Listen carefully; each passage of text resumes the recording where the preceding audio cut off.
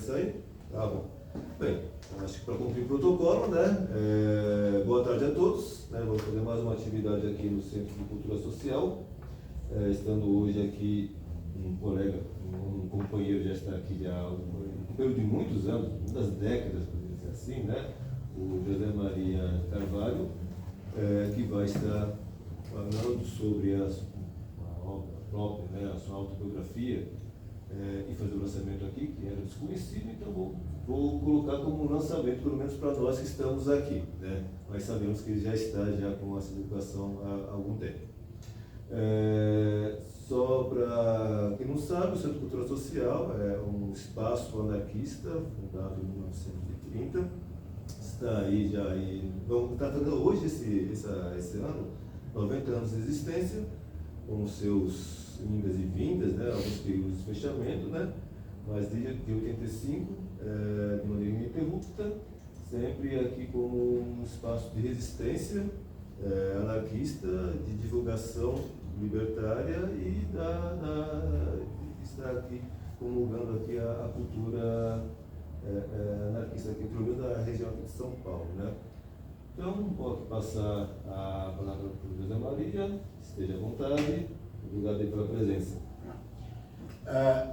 Boa tarde, é com imenso prazer que eu me encontro aqui nesta sala, tendo presente que a mesma alberga o Centro de Cultura Social, cujo historial no domínio da especificidade, ou vamos dizer, do anarquismo brasileiro, tem uma importância fundamental, e eu puto aqui, nessa importância, a figura emblemática do meu querido amigo Jânio Couver, também do Martínez, mas sobretudo Jânio Couver, e tantos outros que lutaram para que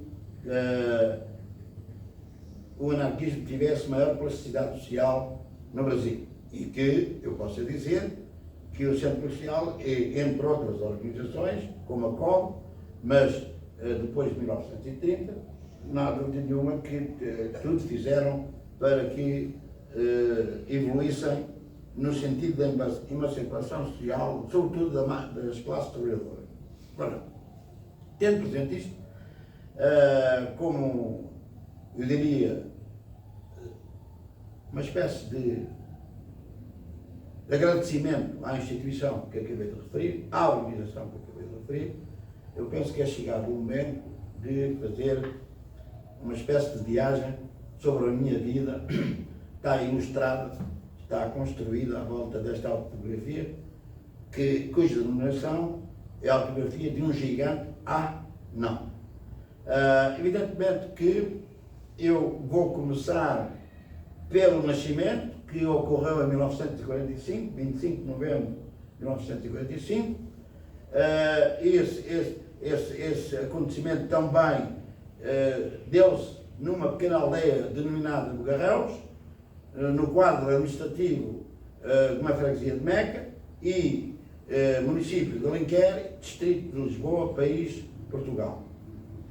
Nasci de uma família pobre, de camponeses, mas cuja vida cotidiana tem alguma originalidade, ou pelo menos especificidade, que importa aqui referir neste momento. O meu pai era sapateiro, mas também camponês, tinha uma instrução, uma educação da terceira classe. A minha mãe era analfabeta e necessariamente muito ligada à economia doméstica, e teve esta família 7 filhos, 4 mulheres, 3 homens, uma que só teve a oportunidade de viver 5 dias. Foi aquela que me precedeu. Portanto, eu fui o último que nasceu nesta família. Bem, e como primeiro momento deste capítulo, que é a vida cotidiana, no contexto de uma família camponesa pobre, eu lembro-me com uma certa incidência e com uma certa significância, que foi o suicídio do meu pai. O meu pai suicidou-se em 1 de agosto de 1949, quando eu tinha 3 anos e 8 meses. E aqui tenho que fazer alusão uma situação, um espaço-tempo histórico que é passível aqui de analisar com alguma proeminência, que é o seguinte. Vocês sabem que no campo um falecimento, um funeral tem todo um simbolismo, todo um conjunto de relações, de choros, de condolências, enfim, uma coisa perfeitamente incrível.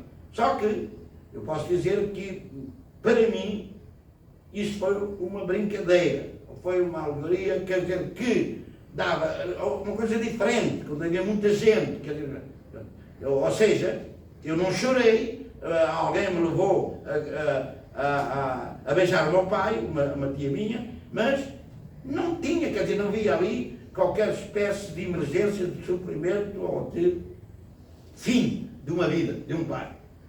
Eu posso dizer que então, mais uma vez, eu não estava ainda aculturado pela civilização judaico-cristã, que opõe vida à morte, tristeza, alegria, enfim, pequeno a grande, ou bonito a feio, não estava ainda. Tanto que a relevância desse facto histórico não foi, em certa medida, condimentado ou estruturado pela civilização judaico-cristã.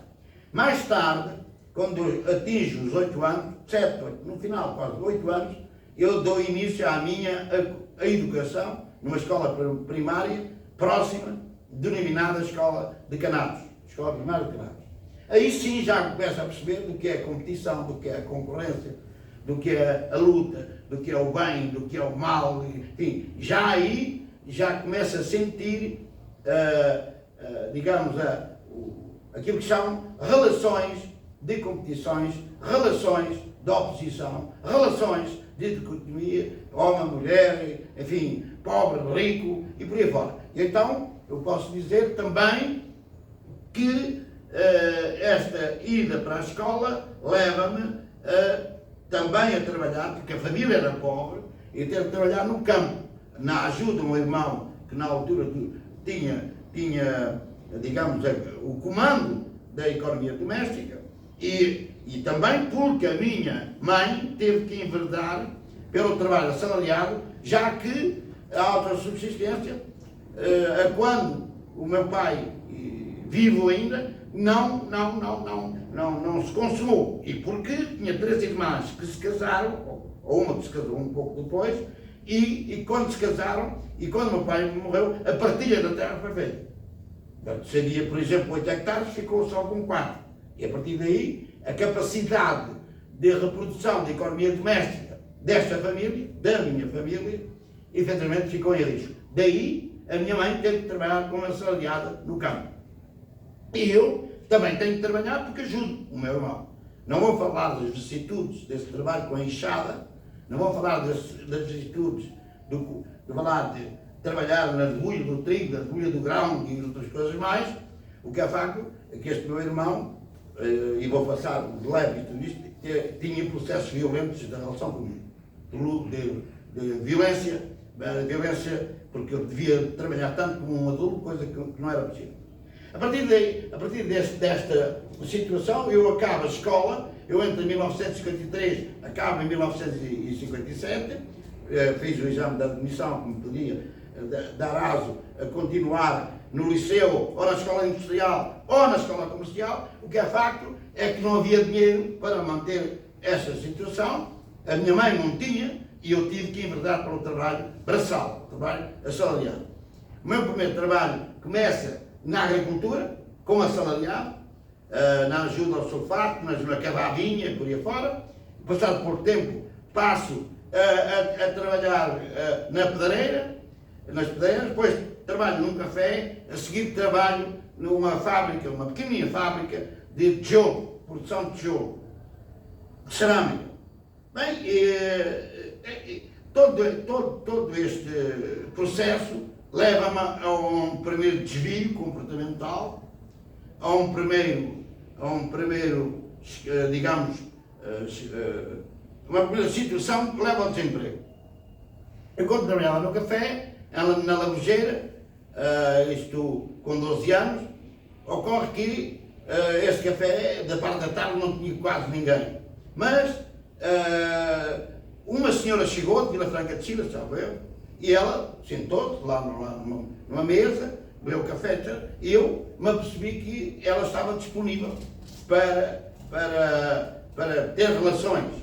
Ela, aliás, ela estimulou isso, e eu tinha um quarto no primeiro andar do ranchão do café. O que é que eu faço? Deixei o café aberto, sem liberdade alguma, ou melhor, sem controle algum, assim que está bem dito, e tive relações sexuais com a senhora. Bem, conclusão. A partir daí, levei um pontapé na bunda e entrei no desemprego. Foi o primeiro desemprego que tive na minha vida. Este facto e outros que se seguiram de trabalhos que eram realmente violentos, e porque eu tinha um irmão a trabalhar em Lisboa, que é o José António Ferreira, ele tentou estimular a minha vida para Lisboa. Então vamos agora passar ao segundo capítulo, que consiste em analisar as dimensões e relações de mobilidade entre o campo e a cidade.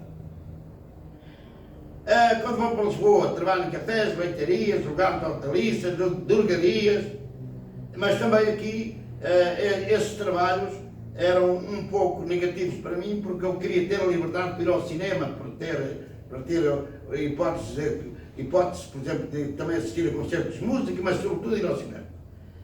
E então, chegado o momento, eu não quero mais trabalhar em cafés, em drogarias e por aí afora, embora a drogaria não trabalhasse sábado e domingo. E em locais de venda de hortaliça. E assim foi, e o meu irmão levou-me para uma casa na Avenida João 21, 36, em Lisboa, para o empresário construtor civil, que era o António Ferreira, e lá iniciei a minha vida como aprendiz de mecânico que estava reportado a reparar, ou ajudar a reparar, porque os mestres, os oficiais, os ajudantes, os meus oficiais, que sabiam mais que eu, as máquinas estavam relacionadas com a construção civil, dumpas, enfim, como é que se chama, aquelas gruas que existem, que as pessoas depois trabalham, aqueles manipulam mecanicamente para movimentar tudo aquilo que é necessário à construção civil. Seja como for, logo na primeira vez, aqui tem que arranjar um quarto. O meu irmão, que estava lá, vamos viver para uma barraca. Isto com 13 anos, 14, uma barraca ali junto ao Arieiro, ali em Lisboa. Hoje, denominada o bairro de Chelas. Está tudo cheio de prédios, quer dizer, já acabou porque estava completamente vista, mas de qualquer maneira, uma barraca. Ora, vocês já sabem que uma barraca, tudo lá se fazia e nada existia. Nem água, nem luz, nem coisa. Pronto, nem vale a pena estar aqui a desenvolver mais predicados do que é uma barraca, do que é o Bidonville em Paris, ou do que é uma favela, em certa medida, aqui no Brasil. Mas era barraca de madeira, não era barraca de tijolo. Mas o meu irmão tinha um vício assim um pouco negativo, que era gastar o dinheiro na pinga e nas prostitutas.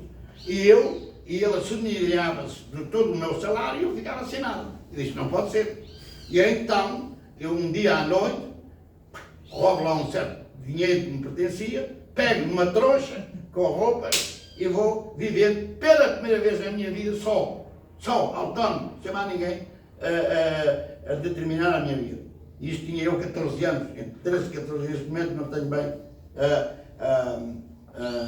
digamos, a noção histórica exata da temporalidade desta ação.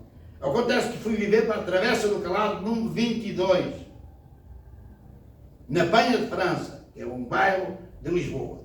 E eu aí vivi 2 anos e aí comecei a pensar numa coisa que foi focal na minha vida. É que eu, com 14 anos, o meu crescimento parou. E quer dizer, a minha relação com as mulheres, sobretudo, era uma relação de inferioridade. Era uma relação, muitas vezes, de negação. Eu só posso ser teu amigo, mas não posso fazer amor contigo. Ou não posso casar, por exemplo. Ora, isto começa a interiorizar isto de tal forma... até aos 14 anos tinha relações de todo tipo. Mas umas eram episódicas e e inclusive com as meninas, eram só configurativas, não mais do que isso, mas era de todo tipo. Acontece que eu então disse, se eu não sirvo como físico, tenho que me emancipar, tenho que ser grande como mente, como psíquico. Pronto, é a partir daí que a necessidade de estudar aparece como base de promoção, como base de engrandecimento, como base de tudo, não é? De afirmação, se quiser. E logo no início, o pressuposto da minha vida era ser médico. Tinha que ser. Porque aqui tem um lugar, tem aqui um grau, depois mexe na menina, começa a ser pedófilo, bem entendido. Mas é o corpo é assim, com carícia. Bem, enfim, mais tarde isto desapareceu, o que é facto é que entrei na Escola Industrial Afonso Domingos, passando pela Escola Industrial Nuno Gonçalves, e fiz até o 4º ano. Até o 4º ano industrial. Bem, mas quando estava no 4º ano industrial, mas isto só serve para trabalhar na indústria, só serve para a engenharia, só serve para a informática, mas para o comércio, não serve aquilo que é médico. E então, a seguir, fui para o liceu francês Charles Lepierre, para tentar terminar, que é o terceiro ciclo noturno. Quer dizer, no diurno era um ano. Lá, no noturno, era 3 anos no primeiro ciclo, 2 anos no segundo ciclo e mais 2 anos no terceiro ciclo. Ocorre que eu fiz até o segundo ciclo e entro no terceiro ciclo, mas depois eu estava já numa fase revolucionária. Parei, porque eu não queria mais estudar, estava feito para a revolução, vamos admitir, a revolução social. Isto começa como? Nesta casa, numa segunda casa, onde trabalhei como mecânico da construção civil, ou melhor, das máquinas da construção civil, conheci um homem que se chamava Elida Ribeiro. Um homem extraordinário, um homem que me apoiou, todos os dias, que era filho do patrão. Ele era de esquerda e o patrão, mais ou menos, Zé Ribeiro, era fascista. Isso não impediu que entre nós dois se criasse uma empatia que em certa medida era de patrão, mas que era também de amizade, também era de solidariedade. E portanto eu percorria a casa dele, ia para a casa dele, jantava, eu lia as obras que havia, porque ele tinha uma grande biblioteca, viajava e por aí fora. Ao ponto de ter a oportunidade de ler 2 ou 3 livros. Um de Jorge Amado, que muitos brasileiros pouco sabem, que é O Mundo da Paz. Outro do Graciliano Ramos, que toda a gente conhece. E outro era mais ou menos ligado ao Marx. Manifesto Partido Comunista e por aí fora. Ora, isto começa a disputar em mim uma necessidade intrínseca da ação individual e coletiva que me levava justamente à revolução. Tanto assim é que, a dado momento, eu projetei de alinhar, fui elemento básico, eu digo, agitador das eleições da CDE, a Comissão Democrática Eleitoral, em 1969, e eu fui eleito delegado da freguesia de Campo Limpo. Essa freguesia de Campo Limpo foi importante para mim, porque eu vivia lá, tinha muitos amigos, e portanto eu era um agitador na rua. A malta do Partido Comunista estava tudo em casa e não vinha para a rua porque estava uma situação clandestina, porque ainda estava no tempo do fascismo em Portugal. Bem, toda esta relação me leva ao momento dado que eu quero ajudar a construir o comunismo em Cuba. Quero ir para Cuba para ajudar a construir o comunismo. A partir daí eu crio uma figura intrínseca à minha pessoa que me leva a ir falar com o Elida, dizer o que é que ele ia fazer, ele vai falar com o Adriano Carvalho, que é um jornalista do século, fui falar com o Adriano Carvalho, jornalista do século, e ele diz que, olha, vai lá falar com o encarregado, e não disse mais nada. Porquê encarregado do negócio se não é embaixador? Porque não havia autorização em Portugal de embaixador com Cuba, um embaixador cubano. Eu fui falar com ele, e mais ou menos expus na minha vontade de construir o comunismo, e dizia, muchacho, tu tens escolas técnicas, és monitor, e traz isto, traz aquilo. Bem, e mandou-me, mais tarde, de levar a ele, no edifício de encarregado do embaixador, mas na casa dele, casa particular.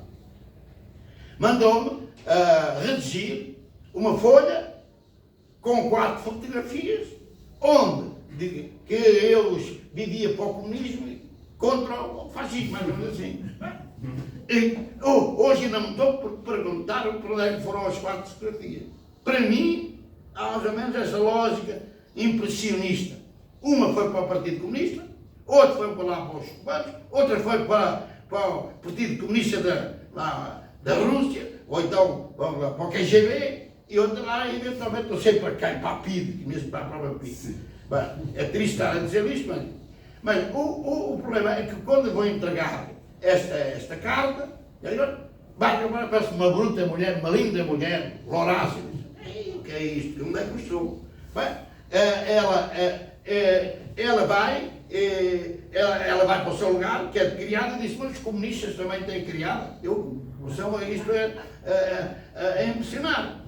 Seja como for, eu entreguei aquilo e fui embora. Mas o que é engraçado é que no primeiro momento e no segundo momento destas relações com o encarregado de negócio, ele não teve uma palavra a dizer como é que eu ia para Cuba. Nada.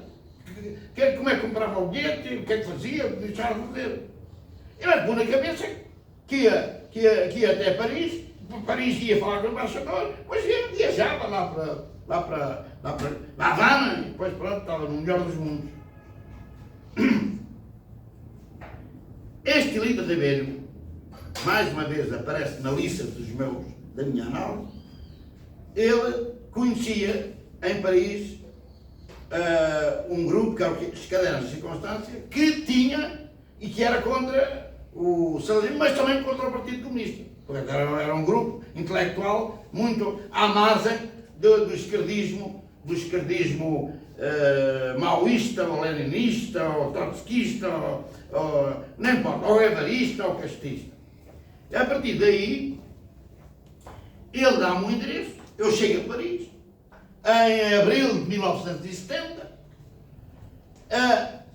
e vejo, vou lá a primeira vez, toco-me lá no 5º andar, que era a Rua Vaugirard, 33, 5º andar. Eu chego lá, bato, ninguém aparece.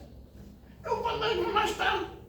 Eu digo, lá esperei, vejo um tipo assim com uma bonita, que era o João Ferreira, hoje que eu conheço, que é um grande amigo, que foi diretor da Ideia, da revista Anarquista. Seja como for, ele entra lá para cima, vou lá ter, bate uma vez e ninguém aparece. Conclusão, parece-me que ele disse-me depois, que ele abriu lá o postigo, mas que não viu ninguém.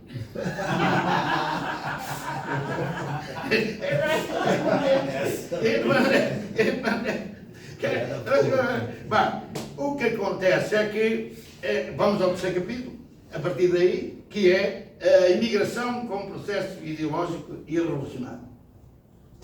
Eu entro na relação de intimidade com os cadernos de circunstância e numa relação de identidade, de tal forma que eles, logo ao fim de poucos dias, o que é que fizeram?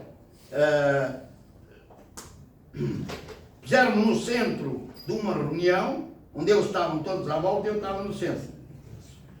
E tudo isso despolutou um processo onde as ideias, a teoria dos cadernos de circunstância foi confirmada pela minha radicalidade prática. Agora, ali uma espécie de casamento, não quero nada do açúcar. Houve uma espécie de casamento entre as partes, uma espécie, digamos, de esclarecimento, uma espécie de criação de uma relação nova, em que eu já criticava a Rússia, criticava Cuba, criticava partidos, criticava sindicatos e por aí fora. Mas já estava morando na França? Então isso foi o início. Mas já estava morando na França? Claro, isto é um processo de migração. Só que eu estava a pensar, chegava em França, que vendi tudo que tinha lá na minha terra não, em Lisboa, e eu agora levo dinheiro para chegar à França, apanho um avião e vou para Cuba. Só que a desmontagem do ecleticismo da minha parte ideológica foi de tal maneira bem feita por eles, por isso é que vou dizer, fizeram uma reunião, puseram no meio, mas depois eles também ficaram, em certa medida, encantados, não quero ser mais papista que o Papa, com a minha maneira, porque eu expliquei como é que eu era na fábrica, ali na luta, para eles, aqui está a demonstração que a nossa teoria está certa. Estás a ver? Bem, a partir daí, ocorre que eu fiquei numa base, ou numa essência construtiva de militar, entre aspas, de agir, de pensar de um modo diferente.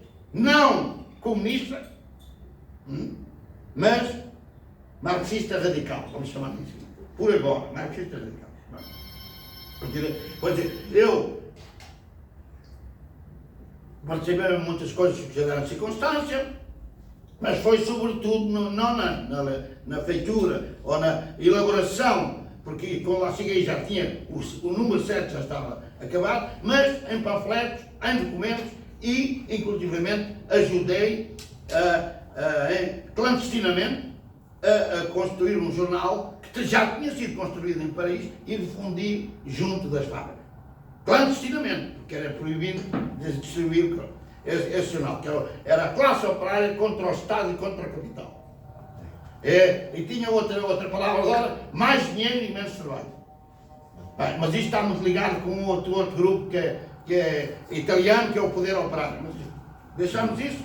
O que é facto é que isto me leva a um desenvolvimento em pensar ser imigrante e simultaneamente revolucionário em Paris.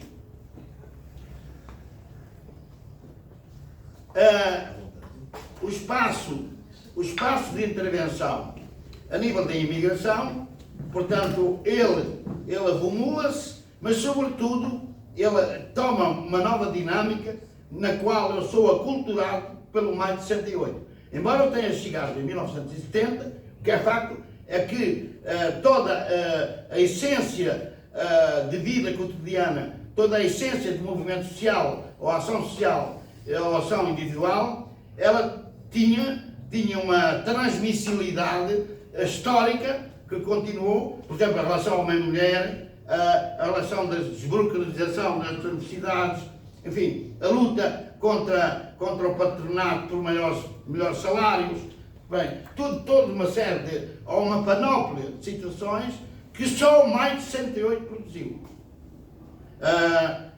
Para mim, o maio de 68 e o processo revolucionário ainda tem mais coisas, mas que eu vou passar a seguir quando eu entrar no capítulo 4 de maio de 68 em França, à Revolução de 25 de Abril de 74 em Portugal. Já falei que a Universidade de Paris 8 Vancer. Qual é a importância, a pertinência que essa universidade tem de mim, inclusive de estar aqui hoje. Bem, eu direi que quando chega esta ideologização ou esta maneira de estar na vida, em pensar, sou imigrante, mas eu quero a revolução, o que é facto é que havia toda uma postura de luta, sobretudo contra os partidos, contra os sindicatos, contra todo tipo de ideologias, se fossem elas socialistas, fascistas, trotskistas ou maoístas, por aí fora. Porque eram ideologias estatistas. O Estado, já na altura, para mim, assumia uma importância negativa, na medida em que não se pode perceber a exploração e a opressão consubstanciada só no capitalismo, mas também no próprio Estado. Para não falar na própria Igreja, que é outra coisa que não vem aqui neste momento à baila. Então, eu penso que a minha vida transformou-se numa mescla ideológica e revolucionária.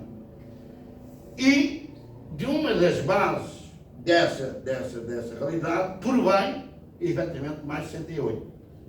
E aí vou agora focar o problema da Universidade, da Universidade de Paris 8 Vancer. Ora bem, mais de 68 tinha uma coisa, tinha um contexto muito estudantil, também com muitos professores, cuja radicalidade não podia ser assumida nem pelo capitalismo nem pelo Estado. E o Edgar Faure, que era Ministro da Educação, e o Presidente da República, que era o Pompidou, souberam muito bem criar um gueto que foi vencendo. Para todos aqueles estudantes que andavam agitados de um lado para o outro, com manifestações, foi tudo localizado lá. Professores, muitos conhecidos, como Jean-Paul Sartre, Chaplet, Foucault, enfim, Michel Beau, não me ensinando, porque nem vale a pena estar aqui neste momento, digamos, a discernir sobre os mesmos. O que é facto é que esta guetização foi ao mesmo tempo normalização da agitação.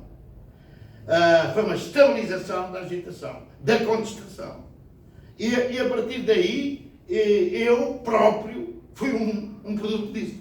Quando eu chego em abril de 1970 a Paris, uma amiga minha levou-me a Vincennes, que foi criada em 1969-70, eu entrei no primeiro ano da criação dessa universidade, e eu então faço o curso de Economia Política, marxista.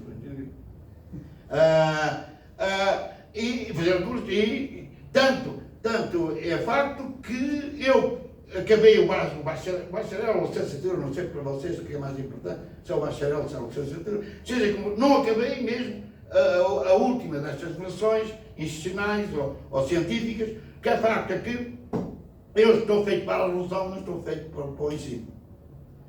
Bem, mas, ironia do destino, a Revolução de 25 de Abril ocorre em 1974. E aqui há duas realidades que têm que ver com mais de 68. Uma é a minha própria formação. Permitiu ter, digamos, um curso institucionalizado, formalizado. Outra é que a própria Revolução de 25 de Abril foi produto, não digo na totalidade, mas em grande parte, da ação dos militares. Militares esses que não eram do corpo permanente. Militares esses que alguns eram desertores, ou que estavam, uma parte substancial, eram desertores. Portanto, há aqui um jogo dos desertores com os que não eram do quadro permanente, deu formação a uma sigla que vocês devem conhecer, que é o MFA, Movimento das Forças Armadas. E então, há um golpe de Estado, se quisermos, ou um golpe militar, chamem-lhe o que quiser, sem um litro de sangue ou sem um pingo de sangue. Quer dizer, estiveram em ação, na probabilidade de dois desertos, os fascistas, os do poder instituído, e os do MFA, e, no entanto, a coisa foi facilmente vencida. E digo, vejam bem, quem dá o início ao golpe de Estado foi a rádio, através de uma canção do Zé Afonso, denominada Grândola Vila Mulher, que toca, os quartéis abrem, que já estavam disciplinados para saber, e entram em Lisboa. E Lisboa, agora a Republicana ainda se posiciona para lutar contra, mas tiveram medo e o poder é destituído. Ora bem, debaixo disto, eu não digo que todos os militares eram revolucionários, longe disso. Mas aqueles que foram mais atuantes estavam abertos ao mais de 68. Estavam em sintonia com o mais de 68.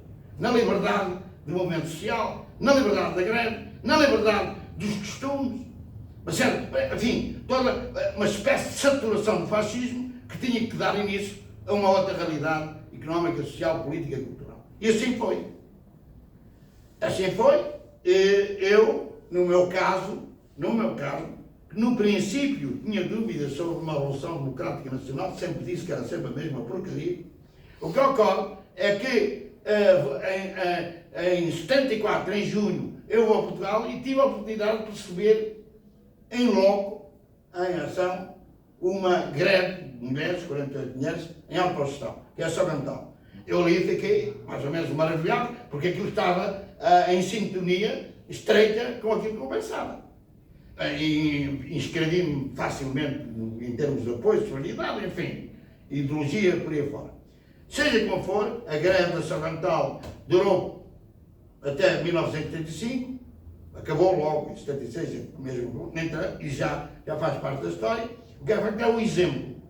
É o significante, porque eram mulheres 16, 17, 18, 19 anos. Não era 25, nem 30, nem 40. Mas, esta própria greve por situações de solidariedade externa, porque muitos estudantes iam lá ao piquete da greve lá durante a noite e os maridos achavam que estavam a ser, entre aspas,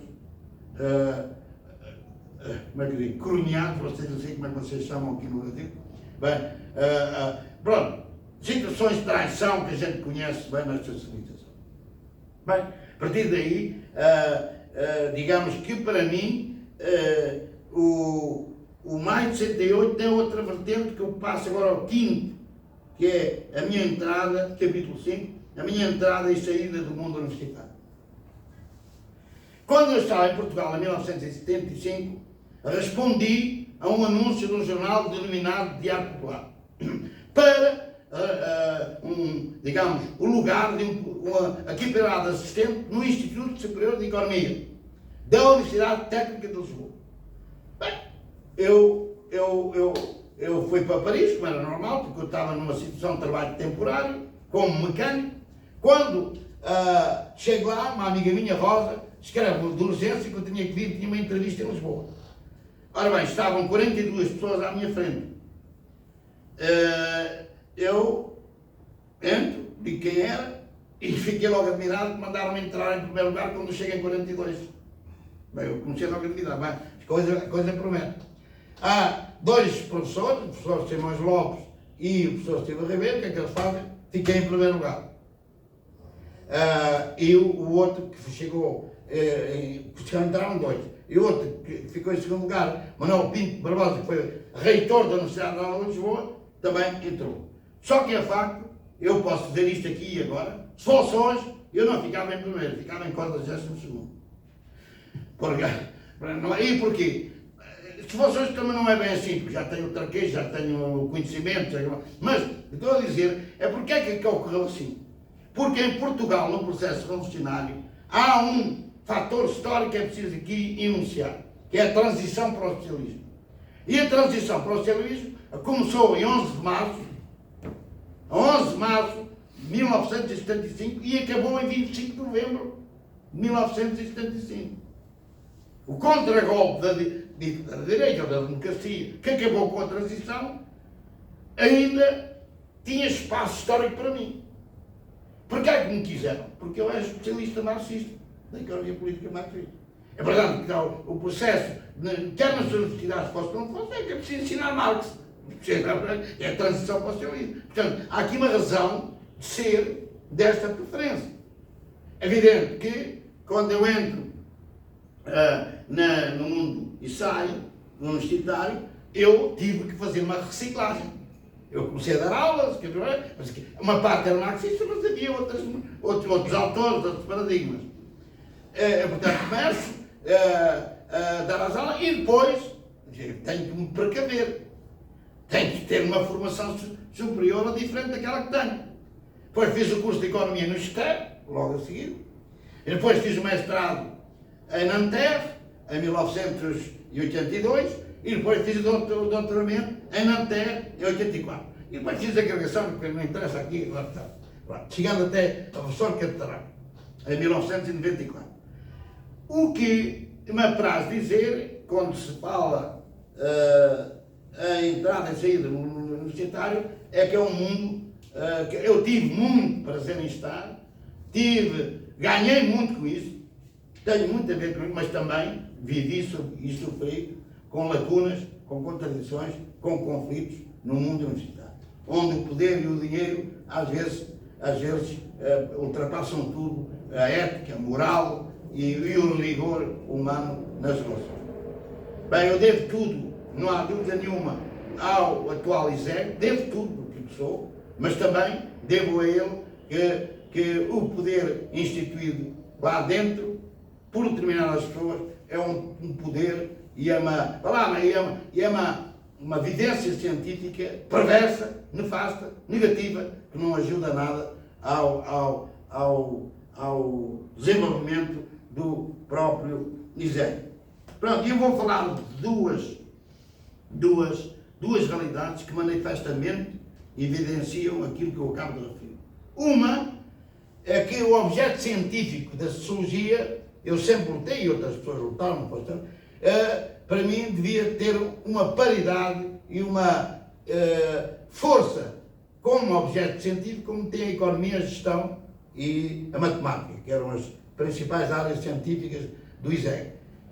Evidentemente, porque só tinha uma área que era mais instrumental do que objeto.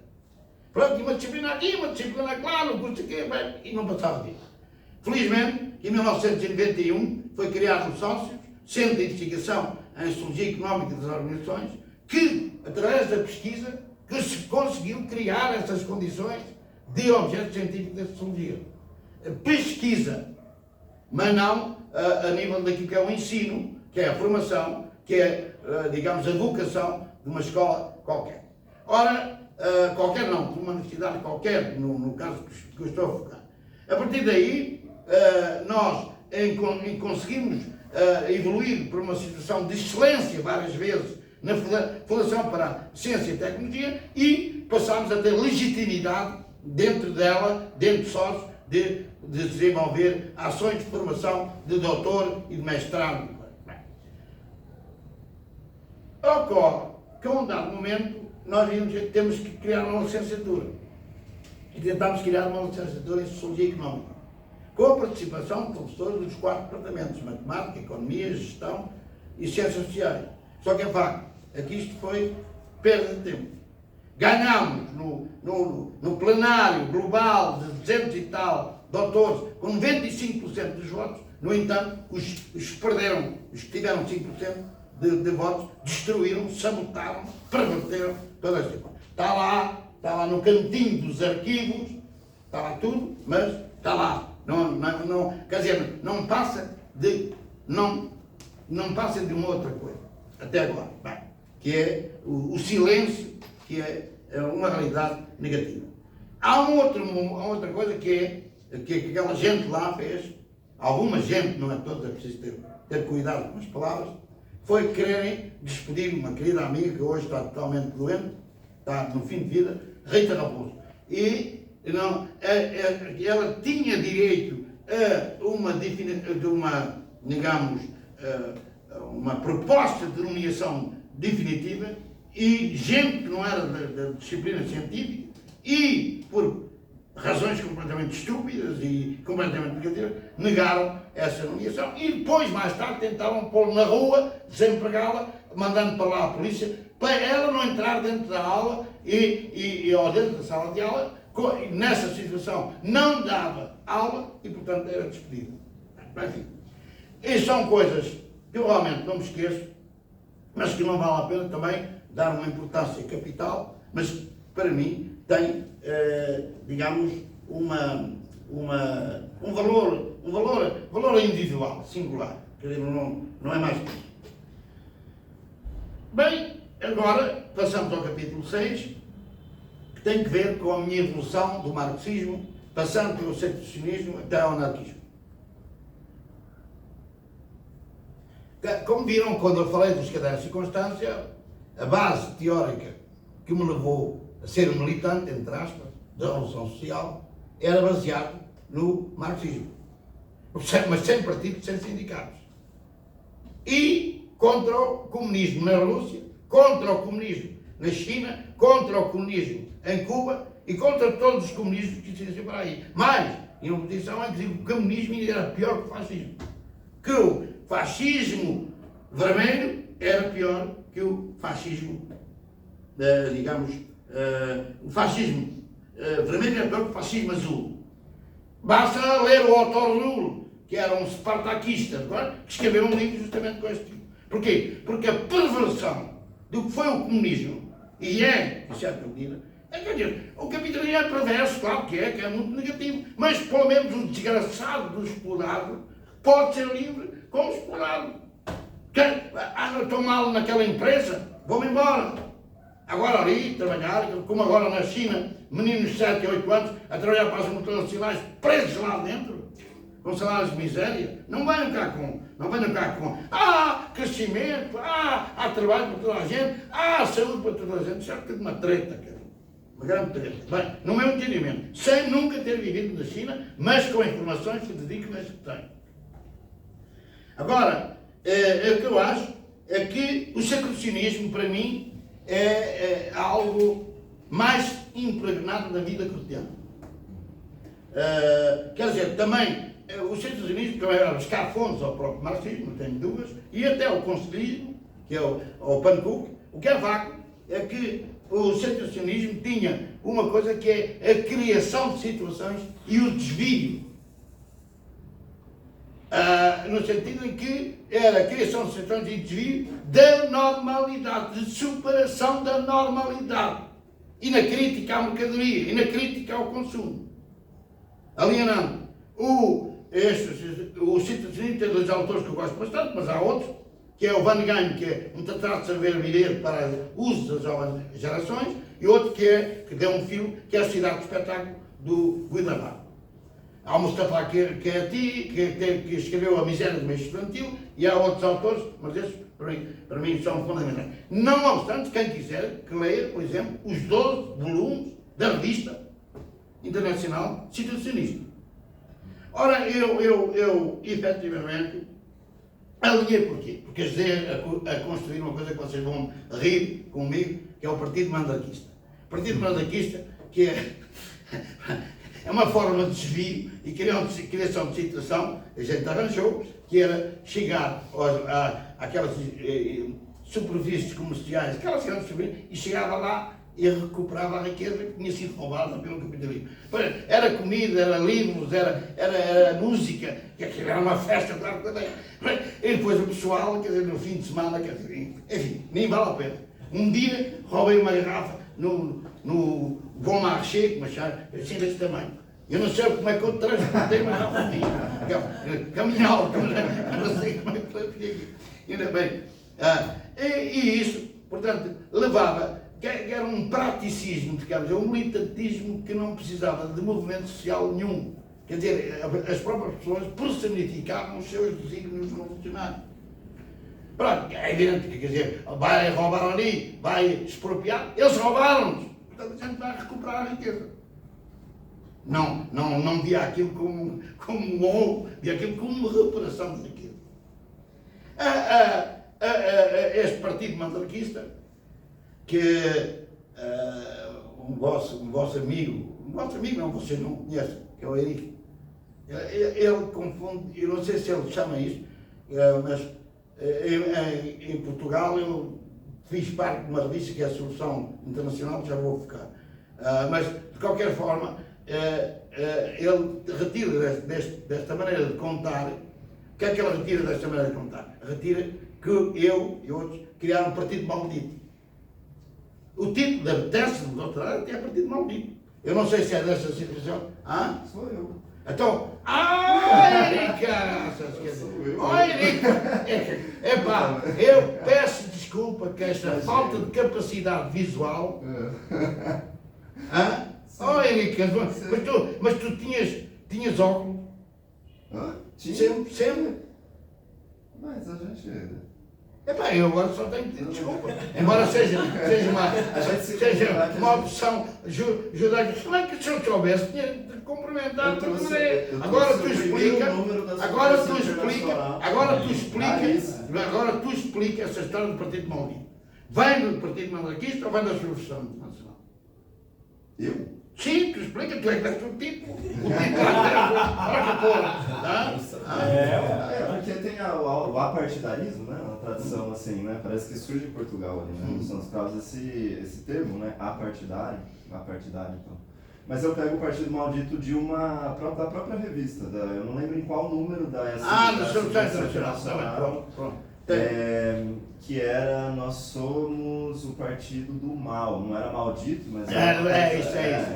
E aí eu tirei daí porque... Não, até podias ter tratado, porque numa das manifestações da Associação Internacional públicas, não da revista, nós fizemos manifestações, sobretudo uma, na Praça de Espanha, que sabe, eu estava lá, sou eu que sou filmado, está aqui no livro, está aqui a fotografia, que é o Partido das Couves Patrióticas. Bem, Partido das Couves Patrióticas, não é Partido Mal. Bem, seja como for, eu, na evolução daquilo que estou a tentar contar, é que efetivamente, o situacionismo também tem traduções empíricas nessa revista. Teve 6 números.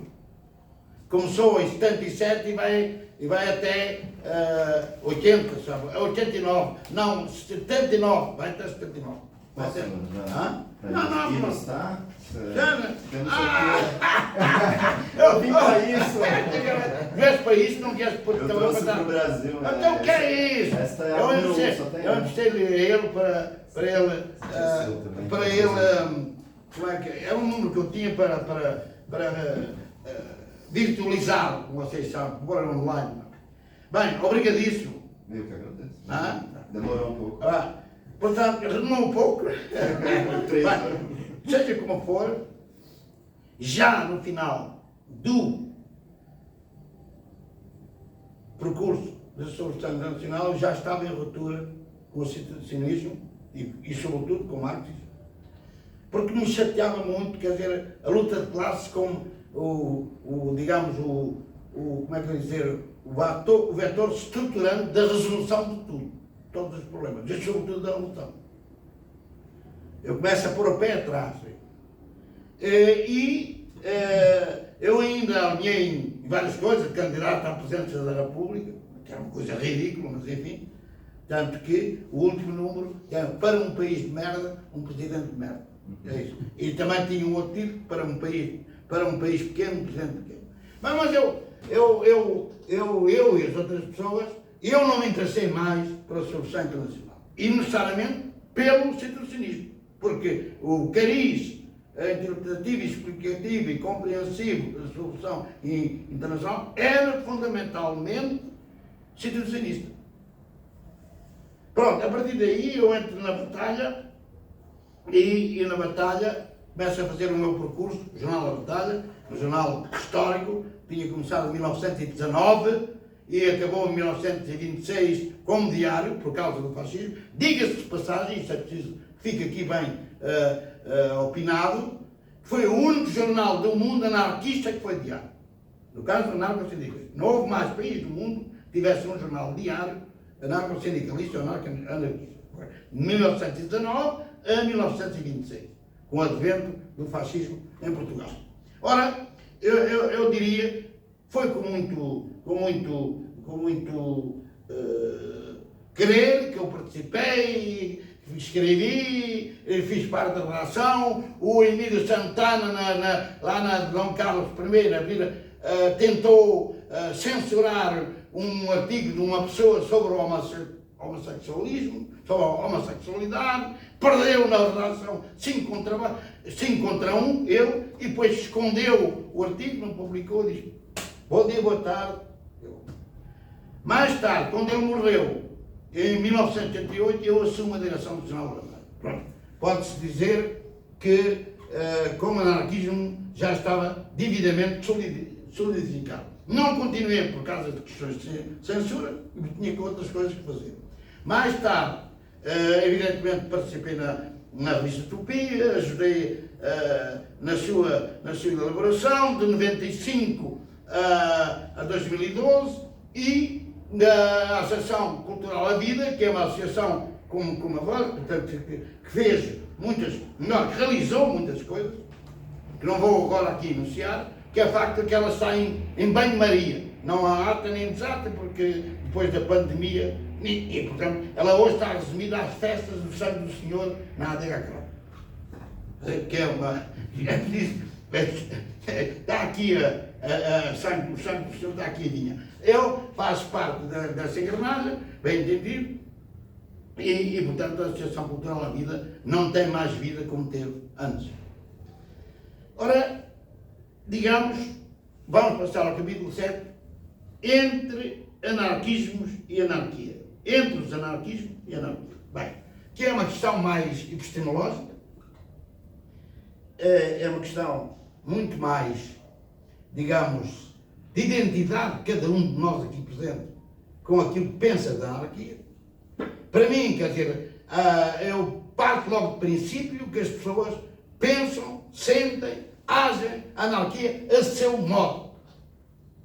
Agora, depois, isso é projetado para uma aderência, para uma satisfação pessoal, ou por uma identidade pessoal, com o autor B, C, D, ou com o movimento ou a revolução Y.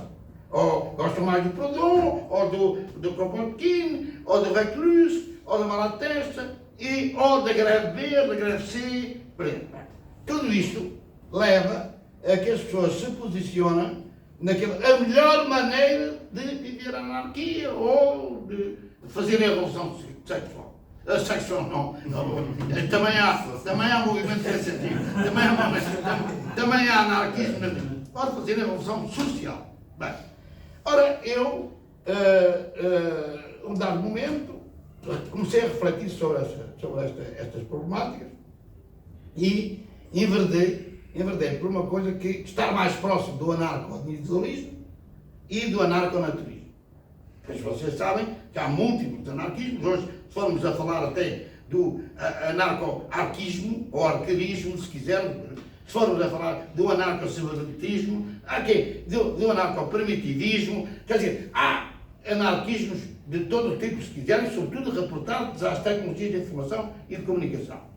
Seja como for, esta postura mais ligada ao anarco-individualismo, ao anarco-naturismo, posiciona-me numa leitura da anarquia que é diferente do anarco-sindicalismo, que é muito polarizado à volta do trabalhador, da luta de classes e por aí fora. E não passa daí. E mais para a produção, distribuição e troca e consumo baseada só nos trabalhadores. Como, depois, o anarco-comunismo tem as suas premissas, como o coletivismo libertário também tem as suas premissas e por aí fora. O que é facto é que eu, na minha sensibilidade, na minha leitura, cheguei a um momento em que a anarquia não é um ismo. Os anarquismos são um ismo. A anarquia não é um ismo.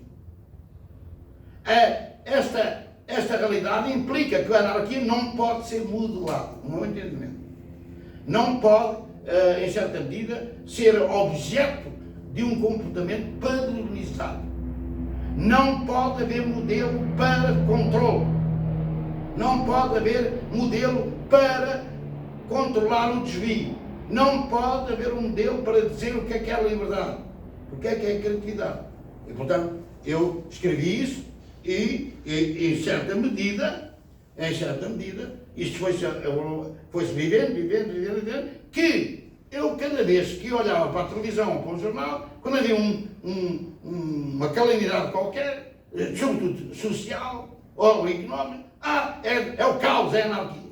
Isso é aquilo que nós vivemos hoje ainda, que é quando não se sabe explicar o fenómeno, quando se procura externalizar as causas do fenómeno, é anarquia. É uma coisa perfeitamente incrível. Então, eu cá para mim, vou positivar, ou vou dar estima, valor ao caos. Só que eu, por isso, considero a anarquia, e já há uns anos que eu referi isto, como um caos auto-organizado, sem deuses e sem amos. É e só poderá ser uma probabilidade não linear no espaço-tempo do universo, ou do cosmos, como quer.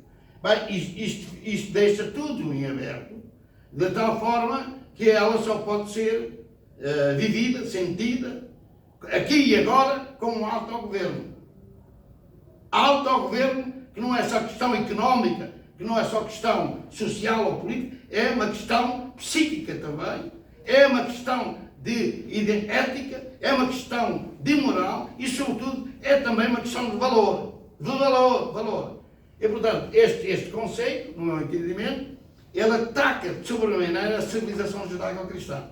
Civilização judaico-cristã, porque eu penso que a contradição e o conflito está aí, no sentido em que a civilização judaico-cristã é uma civilização de dicotomias, de oposições, onde confronta, opõe vida ou morte, quando não, isso é impossível. Opõe o bem ao mal, quando isso é possível. Opõe o lindo ou belo ao feio, quando isso é impossível. Opõe o gordo ao magro, quando isso é possível. Bem, em que sentido? Em que quer ser livre como gordo.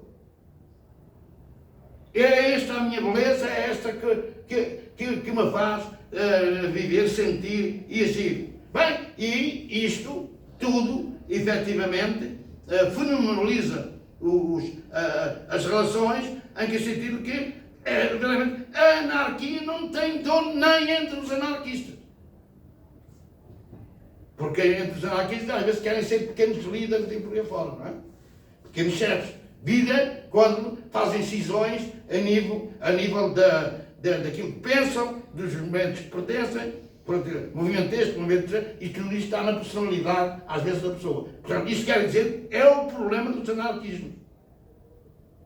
É o problema dos anarquismos. Eu dizia assim, os anarquismos são bons, são todos bons, é uma maravilha, são 20 rios paralelos, mas vão todos desaguar ao mesmo mar. Era a minha tese. Mas agora, hoje não é. Agora eu passo para a expansão da minha vida no Brasil. Eu devo muito ao Brasil. Eu aprendi muito com o Brasil. Hoje até posso dizer que sou aquilo que sou por causa do Brasil. Porque no Brasil eu encontrei uma possibilidade, não somente da amizade, do amor, mas sobretudo de poder vivificar as minhas maneiras de ser, as minhas ideias, as minhas teorias. Mais que em Portugal. Mais que em Portugal.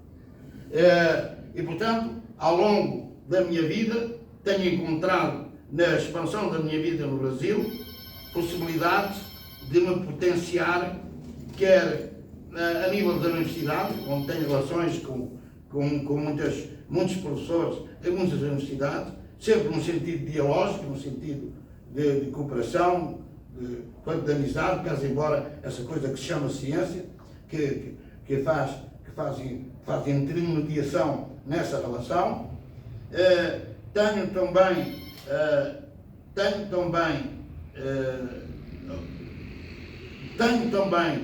continuado a expandir-me num outro aspecto, que é a própria vida cotidiana, que é o prazer da vida cotidiana, a diferentes níveis, que têm relações necessariamente privilegiadas, mas são relações humanas.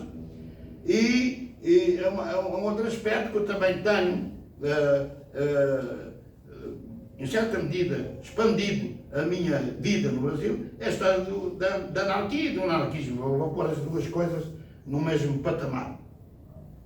Não somente com participação em congressos, conferências, mas também em realizações como provas de doutorado, provas de mestrado, enfim, todo um sem número de situações que só me deram força, me corporalizaram como pessoa no planeta Terra. Portanto, eu aqui, assim como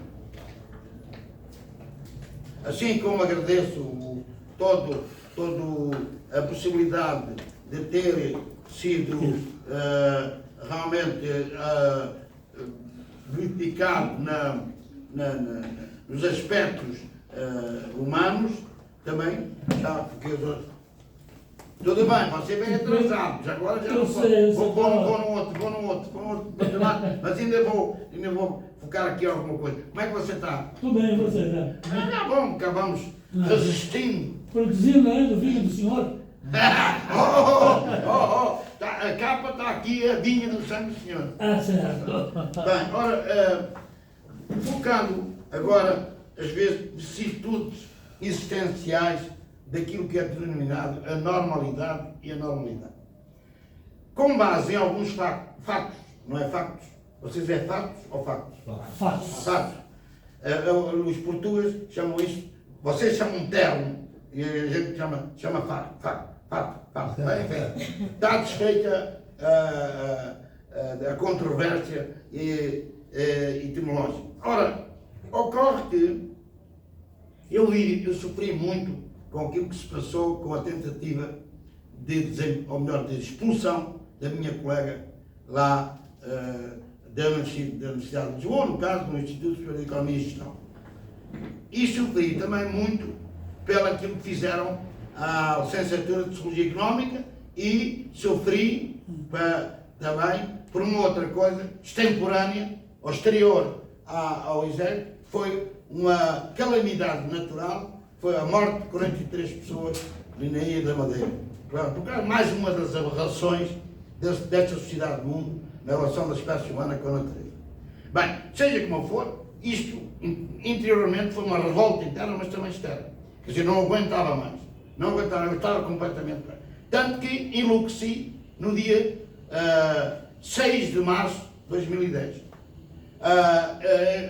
Como é que apareceu a loucura? Ela apareceu já antes, uns dias antes. Mas eu estava a dormir, sonhei que pedras, elefantes, água, quer dizer, tinham entrado no meu corpo e tinham morrido. Bem, passado um tempo, eu estava vivo. Bem, depois eu sou o dono da natureza, sou o novo Messias. Então, já para a rua,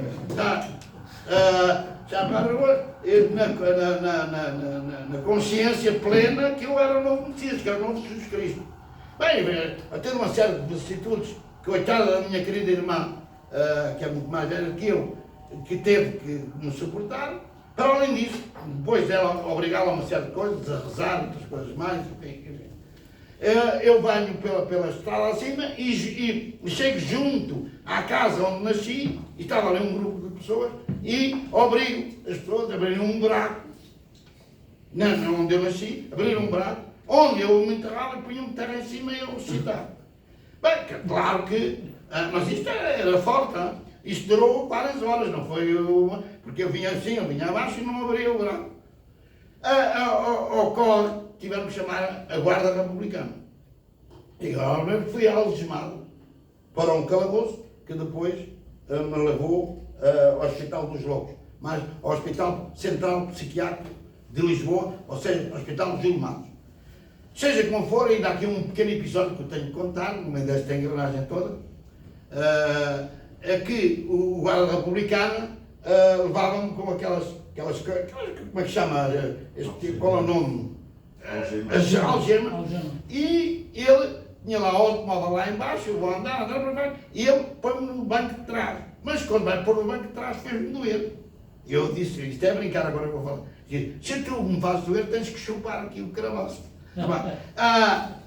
Isto é uma brincadeira, mas que ao mesmo tempo demonstra onde é que eu estou. Mas pronto, seja como for, eu entro no dia 6 de março de 2010, eu entro no hospital, evidentemente nos 2 primeiros dias não tive noção nenhuma do que lá estava, mas a partir dali eu tinha relações com todos os loucos.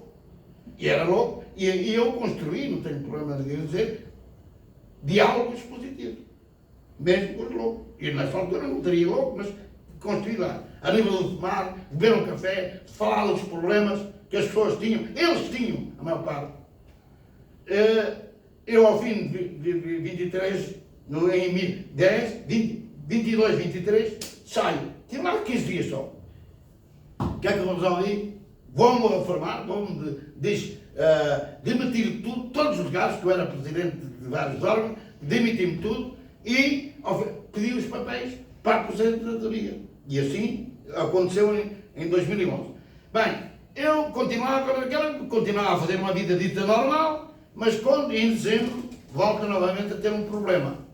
Entro outra vez dentro aí já não, aí era o Papa. O Papa vinha visitar a adega Crata, e ele ia benzer, ou mais ou menos benzer, ou ia palminhar, ia pedir perdão e depois ia embora. Bem, acontece que aí tive de 4 de dezembro a 31 de dezembro.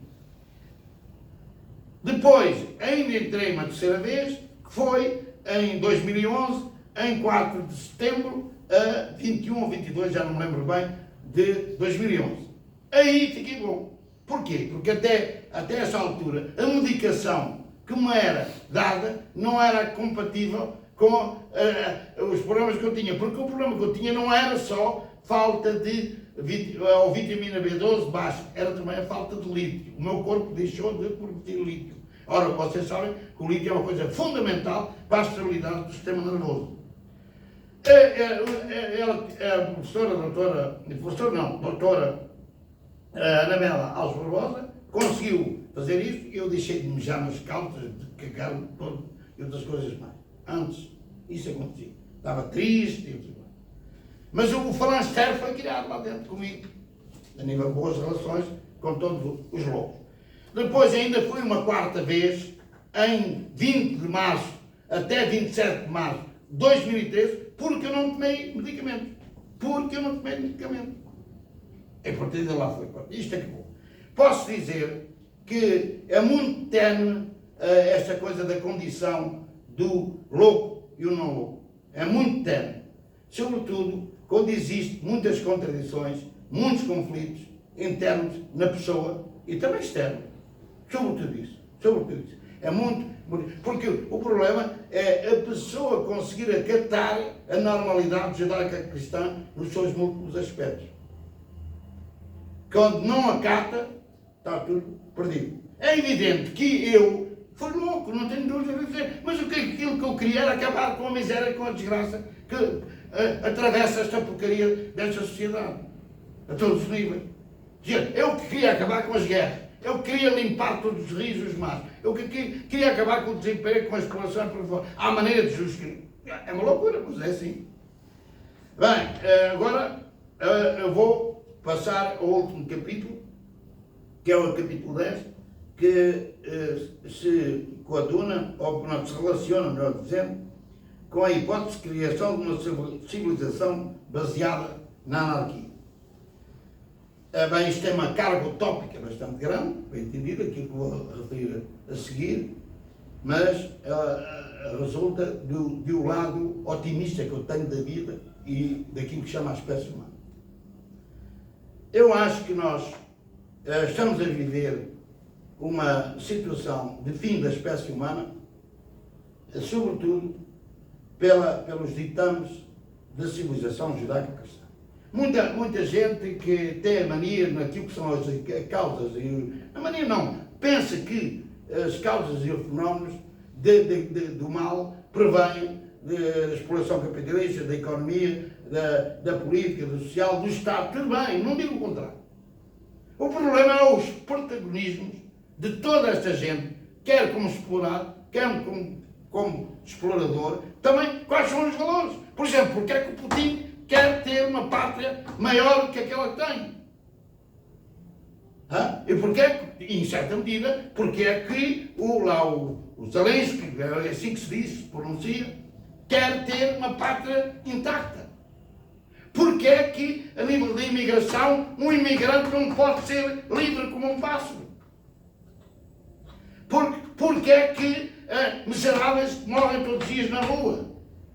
Porque é que gente passa fome? Porque é que os rios estão destruídos? Tudo isto em torno do bem e do mal. Bem, mal. Quer dizer, lucro é bom, não lucro não é bom.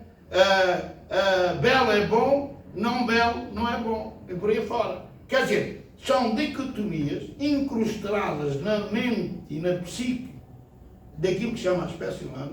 E eles andam aí, eu ando por aí, a julgar que é protagonista da justiça, é protagonista da cidadania e é protagonista quando eu considero completamente aberrante, neste momento, por causa de tudo isto, a existência de fronteiras, por exemplo, chama aberração. E depois chamam os pássaros, chamam os burros, chamam as vacas de irracionais. Mas eu não tenho esse problema de fronteiras, não tem. Bem, então, mesmo em termos dessas cidades que há para aí,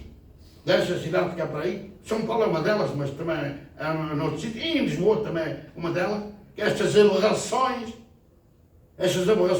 de comunidades humanos que não se falam, que se matam uns aos outros. Mas espera isso, em termos do bem e do mal, em termos do crime e do não crime, enfim, é uma coisa, do roubo, sobretudo do roubo, é uma coisa completamente. E portanto, eu acho que a anarquia, como eu disse há pouco, que considero um caos auto-organizado, sem Deus e sem amos, e só poderá ser uma probabilidade não linear no espaço-tempo do universo ou do cosmos, quer dizer, no meu entendimento, é a superação destes valores, na sua totalidade, baseados no amor na criatividade, na liberdade e na amizade, e admitir que a morte e a vida fazem parte uma da outra, não se podem opor, e que há algo que esta vida é mais importante que a morte, enquanto cá se está, enquanto não se morre, e que tudo se deve fazer para ela ser vida e não morre. E aí, nestas relações, eu não tenho problema nenhum para que aquilo que estou a dizer não seja só utopia, mas seja probabilidade não linear. É evidente que porra acabar com as pátrias, acabar com as fronteiras, acabar com os governos, acabar com os Estados, acabar com o capitalismo, acabar com as religiões, até aí não digo, porque os deuses como instituição, como organização de exploração, como capitalismo, porque está-se numa situação que eu propunha para a efetivação disso, mas estava o seguinte: limpar os rios, os mares, reconstituir as florestas, destruir a maior parte das cidades do mundo que tivessem mais de 45 mil ou 50 mil habitantes, na qual a circulação de pessoas, o transporte, a vida, a brincadeira, a agricultura, ou chama-se comércio, chamem-no o que quiserem, ou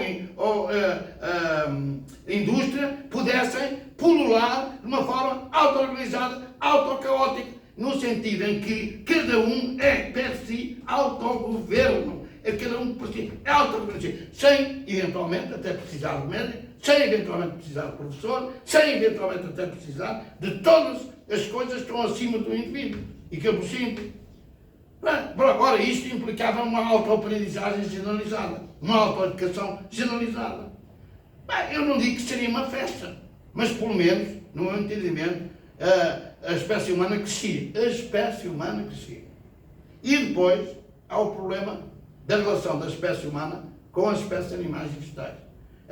A relação da espécie humana com as espécies animais e vegetais são pulsões de morte.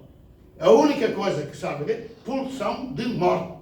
Não é só matar e esfolar, é a relação que tem de escravidão com o trabalho e por aí fora. Ora, no meu entendimento, esta situação autocaótica vai considerar as espécies animais e vegetais como racionais, como valor racionais, não são irracionais.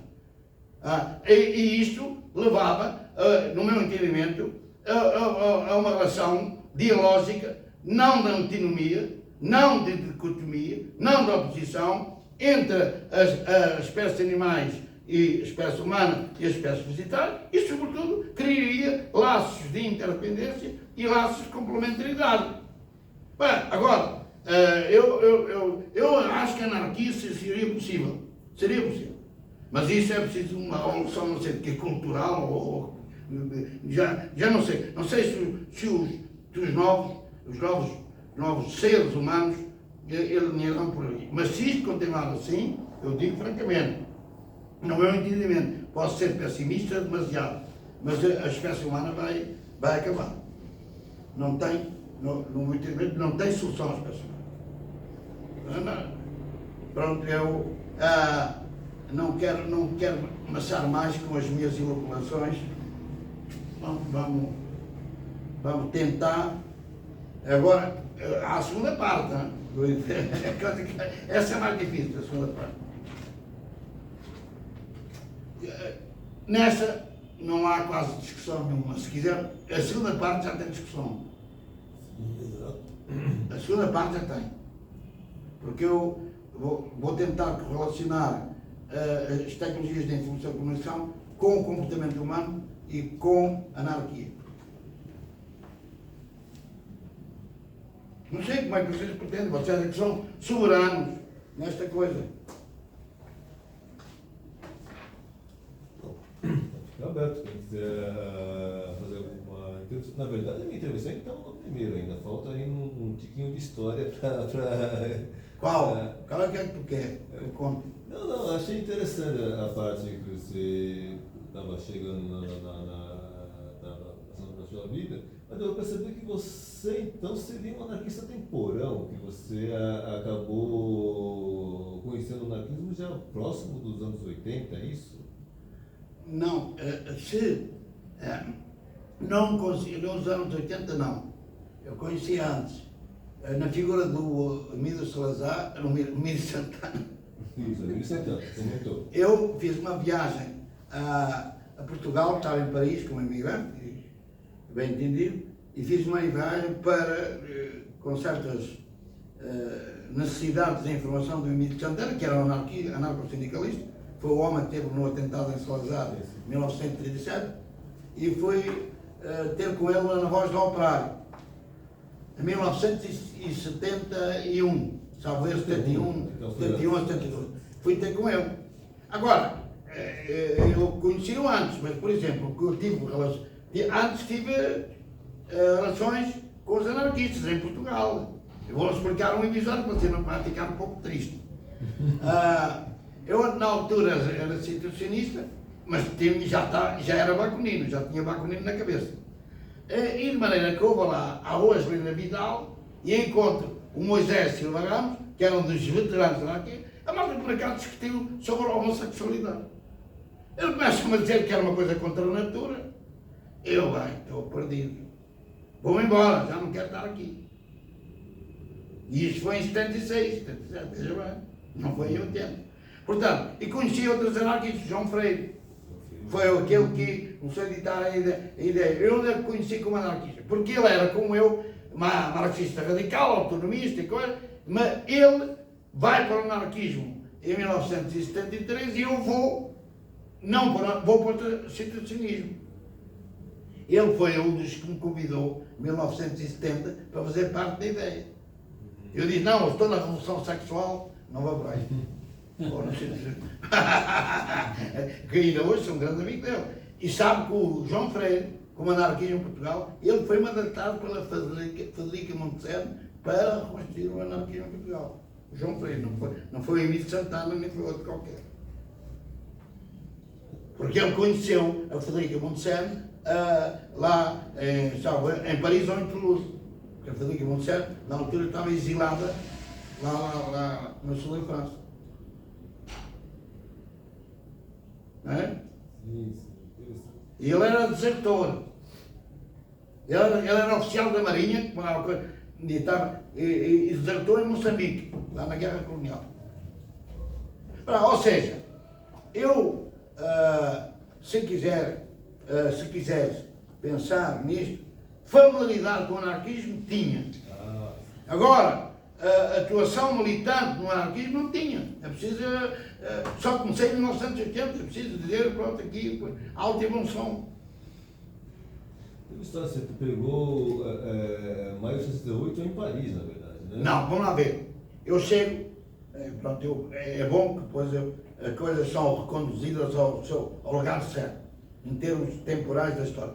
Eu chego em abril de 1970 a Paris. Portanto, eu, em certa medida, sou consequência de todo o mundo da agitação do Maio de 68. Não tenho dúvida nenhuma. Mas não vivi em loco o Maio de 68. Não vivi. Agora, por exemplo, Vincennes, eu sou o Maio de 68. Que aquilo, todo o gueto esquerdista, quer de professores, quer de estudantes, vou ter para lá. O que é que eles viriam para lá fazer? Não fazer guerra social, não fazer movimentos sociais como fizeram antes, luta contra a polícia, sabe, mais de 108, aquilo foi uma loucura. Em agitação, aquilo não era brincadeira, as manifestações. Aquilo era ruas e ruas, carros a arder por luta contra a polícia. Bem, agora, é outra coisa. Bem, foram estudantes. Não foi necessariamente operários que lá estavam. Os operários fizeram uma greve geral de 10 milhões de pessoas durante quase um mês. Não é brincadeira. Não é? Quem é que foram à greve? A CGT do Partido Comunista, ligaram ao Partido Comunista francês. Jorge Segui é que negociou essa greve lá enfim, eu acho que foi com, não me lembro que era um ministro na altura, o ministro no trabalho, mas não tenho presente. Bem, é só essa pergunta ou passa à segunda parte? Ou não quer? Quem quiser livro, pois já sabe que não é. Leva o livro, quem não quiser, diga não, diga. Essa última parte aí que você falou da possibilidade do anarquismo hoje, no mundo contemporâneo. Eu gosto muito das reflexões do Tomás de Banhas, que você conhece. Né? Inclusive saiu uma antologia recente da Barricada das Letras, tal, do Mário, né? Do Rui Mário, com uma antologia muito boa em português, porque ele é pouco conhecido no Brasil. Né? Os últimos textos que ele é muito produtivo, mas os últimos textos do Tomás de Banhas tratam dessa questão da possibilidade do anarquismo no mundo contemporâneo. Um livro que eu traduzi dele, que é o Anarquismo em Movimento, ele diz claramente, né, que é impossível hoje nós pensarmos num mundo, num planeta com, na época era 7 bilhões e meio de habitantes, hoje já chegou a 8 bilhões, é impossível pensar que nós consigamos ter, certo, 8 bilhões de anarquistas, que nós consigamos romper com os grilhões das religiões que você citou aí, que não é apenas o judaico-cristianismo, o judaísmo cristão, que é o cristianismo, mas é também o radicalismo islâmico. Ou seja, será que a gente vai conseguir fazer com que as pessoas sejam anarquistas? O Tomás de Banhas vai para a possibilidade que o Malatesta já tinha aventado, de que mesmo que a gente não consiga, e hoje ele acha que o espaço da revolução não existe mais, mesmo que a gente não consiga ter uma sociedade inteira anarquista, nós temos que garantir espaços anarquistas, espaços autogestionados, certo? É aquilo também do TAS, né? Temporary Autonomous Zone, certo? Do norte-americano, né? Hacking Bay. Hacking Bay. E ele fala que isso é possível, isso está acontecendo. Ele também enfatiza muito o que ele chama de anarquismo extramuros. Ele acha que o anarquismo clássico, certo? Da CNT, da própria CGT espanhola e tal, está falido. Certo? São coisas, ou seja, o futuro, ele tem um artigo que chama O Futuro da CNT está no seu passado. Que o artigo o título já diz tudo. Certo? O futuro da CNT está no seu passado. Então, ele chama esses anarquismo extramuros, que é muito forte, em toda a Europa, ou seja, todos os movimentos sociais contemporâneos têm a presença desses anarquistas extramuros, que se organizam em pequenos coletivos, mas são autogestionários, se praticam a democracia direta, organização horizontais, não verticais, ou seja, tem muitos pontos de contato com o anarquismo clássico. Então, o que você acha disso, dessa perspectiva de espaços de anarquia dentro de sociedades hierárquicas? É essa a pergunta, afinal. Essa pergunta eu estou desconfiado que me vai levar à segunda parte. A segunda parte é que pode tratar disso. Certo. Que é as tecnologias da informação e comunicação, anarquia e comportamento humano. E corresponde um pouco. Eu conheço bem o Ibanez, sei que ele é inovador, inclusivamente estou de acordo com muitas coisas com ele. Portanto, não é isso que está em causa. Mas o problema aqui é que os ismos que eu foquei antes têm um pressuposto negativo na sua essência, que é quererem ser um modelo individual e coletivo.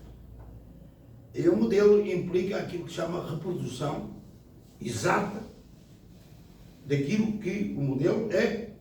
Quer dizer, tem regras, tem regulamento, tem ideologias próprias, tem ideias próprias, e quem se afastar disso, paga, leva a cacetada. Vida que no próprio anarquismo há cisões por causa disso. Exato. E nem sei na concepção da revolução, ou se é reformista, ou se é revolucionário, nem interessa agora.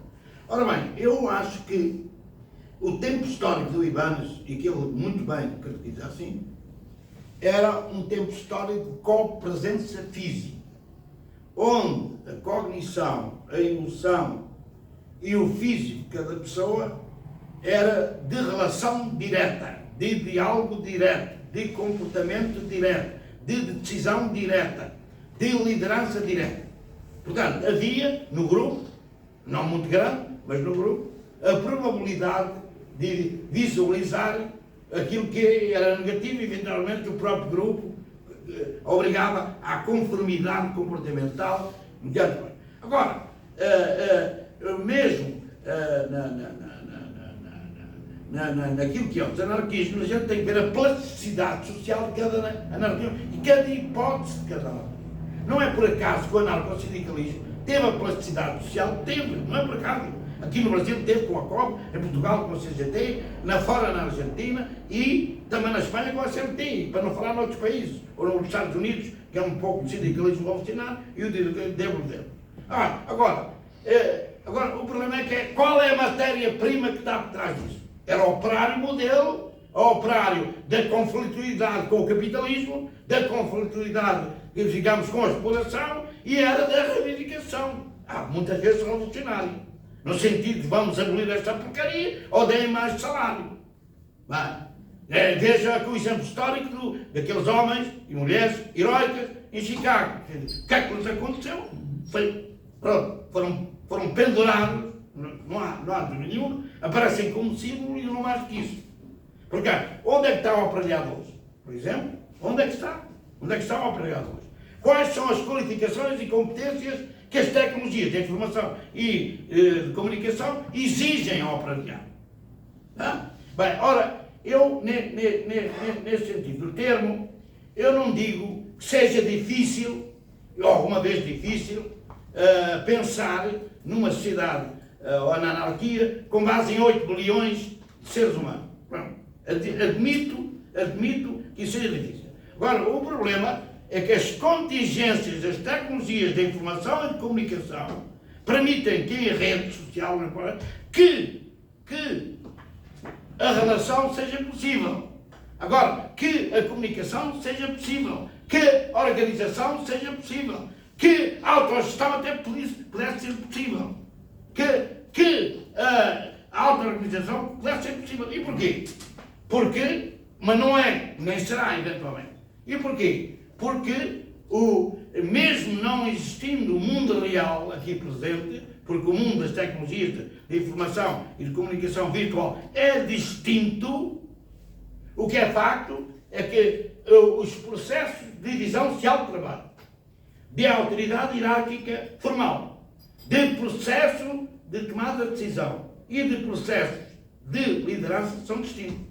Enquanto numa fábrica tu tens o patrão lá em cima, eventualmente não está lá, agora está o capital social, mas tem um chefezinho, a autoridade hierárquica é determinada com a visibilidade dos olhos do controle dessa gente. A divisão social do trabalho, aqui está o frejador, aqui está, agora já não existem com as tecnologias de informação e comunicação, aqui está o serralheiro, aqui está o servente e por aí fora. Há uma divisão social do trabalho. Agora, é evidente, quem decide é o capataz, quem decide é o chefe de cima, quem lidera é o chefe de cima. Bem, e isto é baseado num comportamento com presença física. Ora, mesmo as greves, mesmo movimentos sociais de antanho, evidentemente que os operários tinham uma capacidade de auto-organização que louca. O exemplo do Charles Chaplin, lá nos tempos modernos, vê-se lá, está ali, eles se movimentam e eles é que andam para a frente, independentemente do capataz, do patrão e por aí acima, e lutam. Agora, hoje, vai olhar para o operário, ele já não existe. Porquê?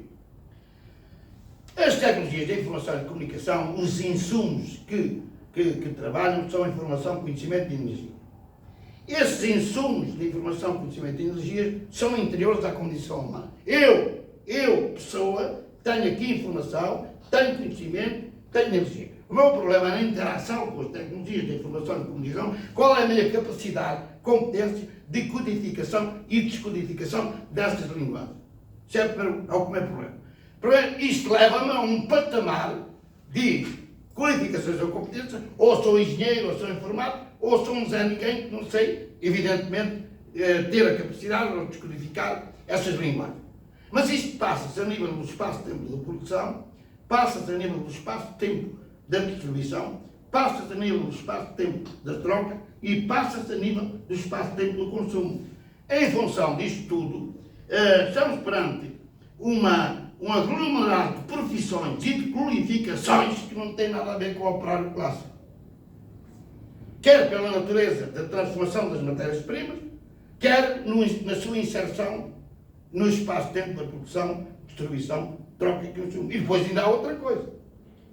Aqui, no espaço-tempo da produção de antanho, havia fronteiras e havia descontinuidades na própria produção. O automóvel, quando se produzia, era na fábrica BX, havia ali toda a decisão, a liderança, confinada a esse espaço-tempo, e havia fronteira, propriedade privada, não importa, está aqui. Quando se passava a distribuição, a mesma coisa, quer na rodovia, quer no fluvial, quer no aéreo, a distribuição era feita também num espaço-tempo descontínuo, privado e com barreiras. E assim troca consumo no final, que as famílias, como sabem, também é um espaço privado de consumo e, portanto, o que é que está aqui em jogo?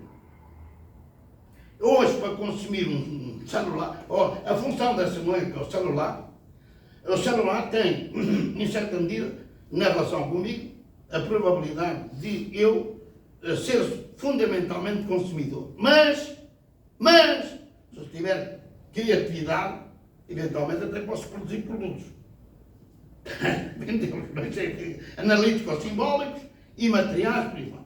Ora, quando nós agora confrontamos esta realidade do automóvel com as tecnologias de informação e de comunicação, a produção não há fronteiras, não há descontinuidades, ela é instantânea, ela é efêmera.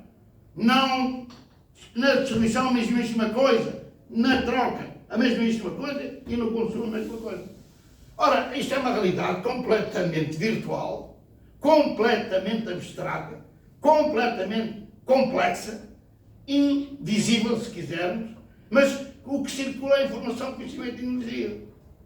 Já não é mais ferro, já não é mais madeira, já não é mais outras matérias que nós conhecemos.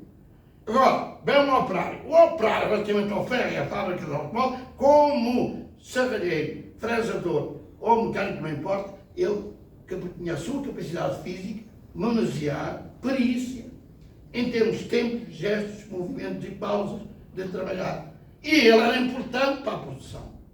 O capitalismo não podia funcionar sem essa realidade. Agora, as tecnologias de informação e comunicação, que é a panóplia que existe, na maior parte do software, hardware, tem tudo automatizado, a partir de algoritmos, de inteligência artificial e por aí fora. Conclusão.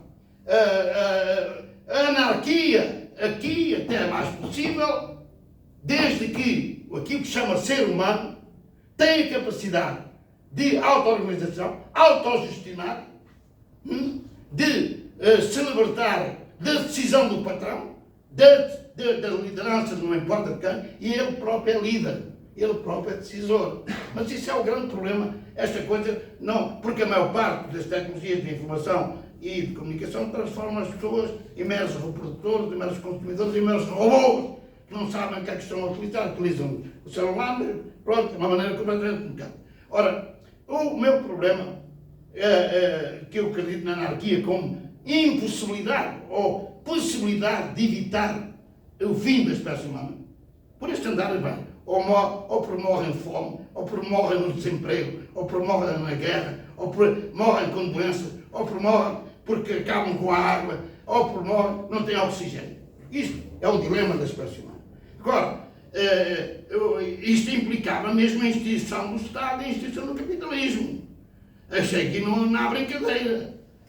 Agora, o problema, e isto estou de acordo com o Sérgio Nora, que é, isto é preciso quase uma evolução, todos os seres humanos evoluam para um patamar de inteligência grande, porque, vamos lá ver, eu estou em Salvador neste momento, e eu vejo, às vezes até me faz mal, mas está gente muito boa, gente alegre, coisa, quer dizer, enfim, musical, quer dizer. E, no entanto, tanta miséria, tanta pobreza, e aquela gente com base em Deus resolve tudo. Rosário, que é uma coisa, a influência. Eu hoje, mais que os partidos, sindicatos e. Quem tem mais influência na atualização, na situação de estabilidade normativa, para mim, é as igrejas. Agora, tu dizes, os muçulmanos têm uma religião diferente. Não têm. Eles começaram em Maomé, mas agora o problema do bem e do mal, da vida e da morte, eles tratam da mesma maneira, em termos de valores. Tratam da mesma maneira, mesma porcaria. Agora, cada vez, eu sei que as minhas posições são utópicas, eventualmente irrealizáveis. Eventualmente irrealizáveis. Vou morrer assim. Mas, de qualquer forma, eu acho que não há mais nenhuma solução para isto. Não venham cá com democracias, com tigela, socialismo, não há. Seja lá o caso agora do Brasil. O que é que está a passar? Claro que o Bolsonaro é uma negação de tudo. E agora? Qual é a solução? Eu penso que as tecnologias de informação, para que isto têm que ficar reduzidas. Não podem assumir aquilo que estão a assumir.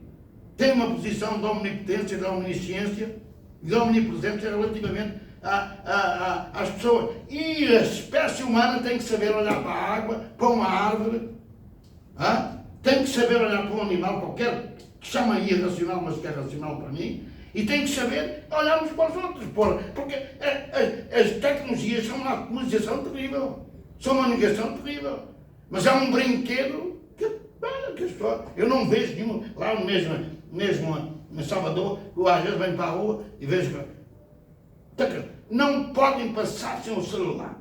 Não pode, que já faz parte da vida dela, é como se tivesse a tomar o café da manhã e está ali, porque é uma coisa dizer que não estão sós. Não estão sós. Agora, voltando à carga, que eu acho que a anarquia é neste sentido que eu dou, mas dou numa situação, atenção, não de rigidez modular, pois que já não começa, mas num sentido de começar a ultrapassar a civilização judaica. Porque para mim, não tenho dúvida nenhuma, que a civilização judaico-cristã tem um peso enorme em tudo isto. Ou no sexo, ou na relação sexual, ou na relação com a mulher, ou na relação do trabalho. Eu tive ontem, lá na Universidade Presbiteriana Mackenzie. E o pastor falou antes. Eu ia falar sobre a crise do mundo do trabalho. E falei. Depois. E enalteceu o trabalho em nome de Deus. Mas é uma coisa incrível. É uma coisa incrível. E eu fiquei, olha, deixa lá, o que é que eu vou fazer? Eu depois fosse embora, eu defendi aquilo que devia defender.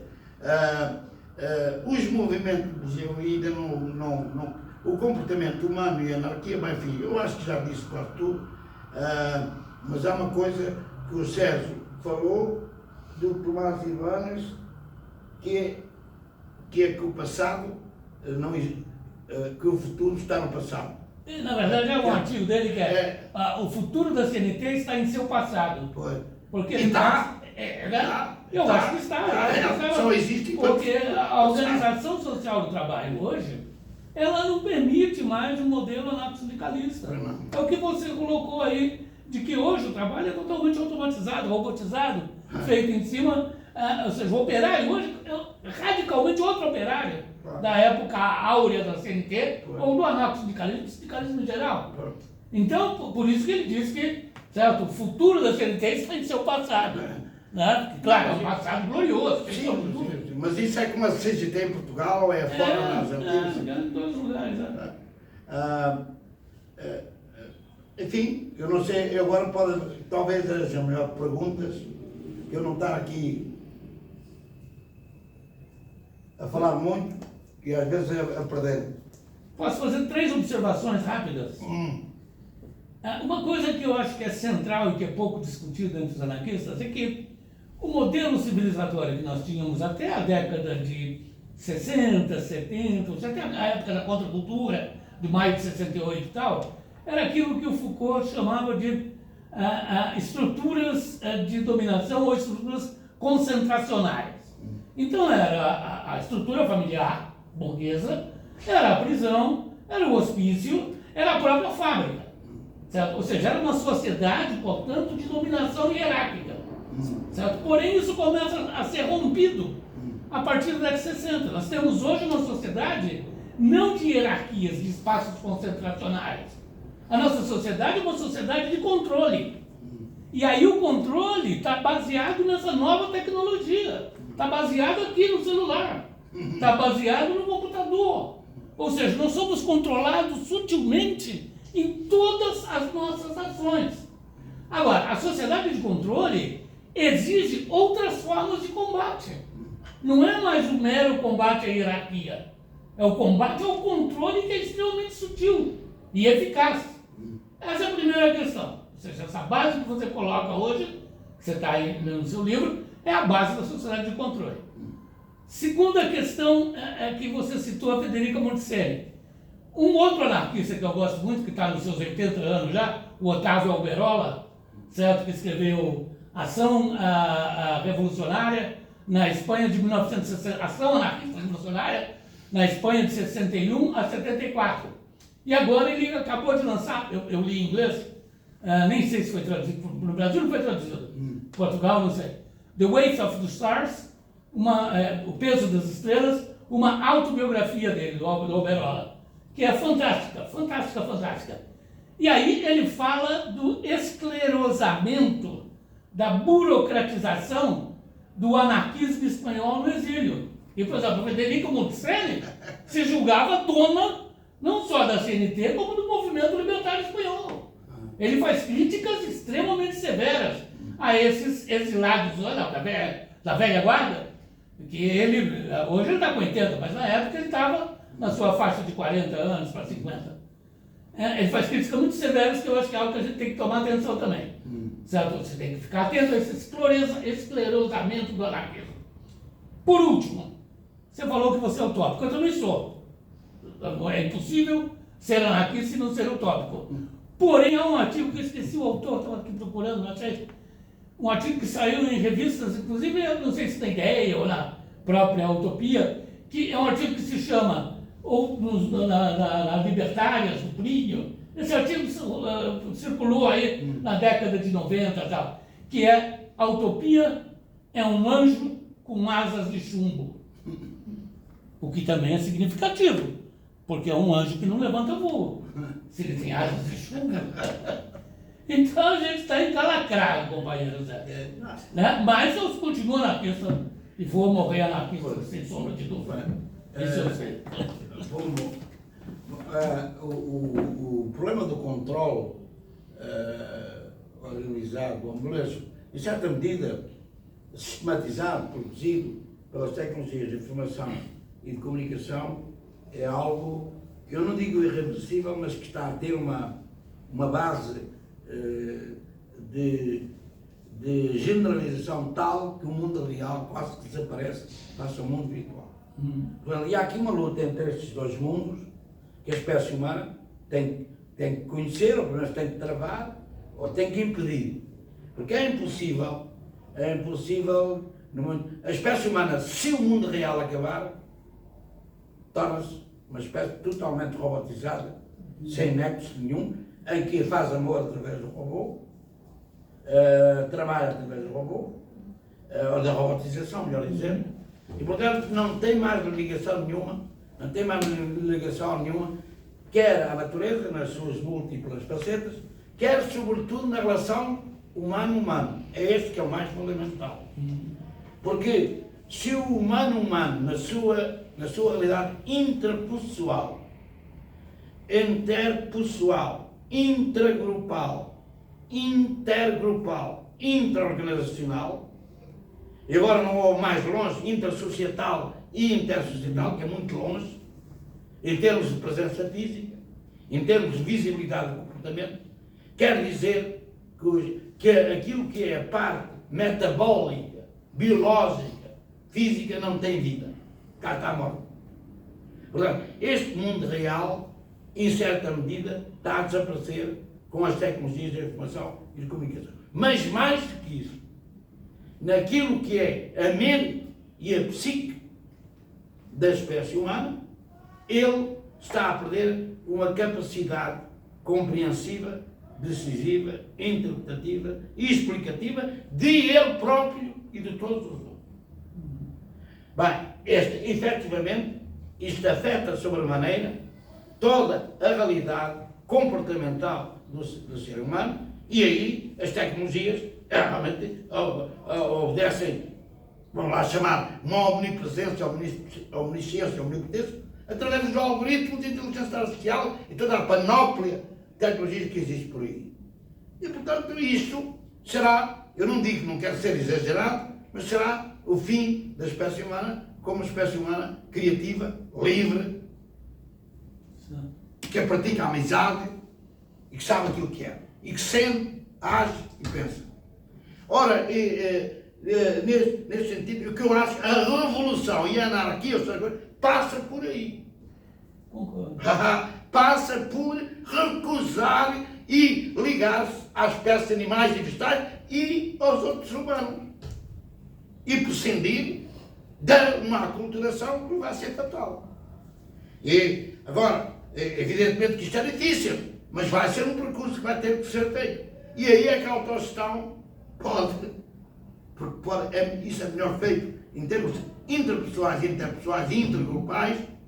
Quando está a falar de autogestão, está a falar de um grupo de 10, 15, não importa. Uma organização, se tem 1000, já é um bocado difícil. Isto passa, porque aí as relações com a presença física, os olhos olham nos olhos, o nariz olha no nariz, o amor pratica-se diretamente, sem ser através de um vídeo virtual. Tá? Porque até agora, até nas relações sexuais, este mundo das tecnologias de informação, estão a intervir muito mais que a nível de consumo de muita gente julga. A relação sexual está a ser completamente subvertida por aí. Seja pela via da prostituição, seja, está a ser por aí. Agora, evidentemente que isto implica digamos, uma modalidade de ação que a pessoa tem que pensar nisso. Por exemplo, o que está a ocorrer a nível das grandes cidades, por isso que eu proponho a distribuição da maior parte dos anos. Muitos velhinhos e velhinhas e muita gente que está a ser violentada vai para o campo, vai para lá, está o pelas árvores, os animais, não importa. E isso é uma maneira de sair da porcaria da omnipotência, omnipresença, omnisciência das tecnologias de informação. Agora, eu também utilizo isto, o computador, sobretudo o Google, mas isso não me impede, fica para aí, está quieto, de fundo aquilo que eu penso, fica para aí. Interessa-me mais estar aqui agora, em presença física, do que estar, quer dizer, em frente do computador. Vivo mais aqui agora do que em frente do computador. Tenho mais amizade e amor aqui agora do que em frente do computador. Tenho mais liberdade e criatividade aqui agora do que em frente do computador.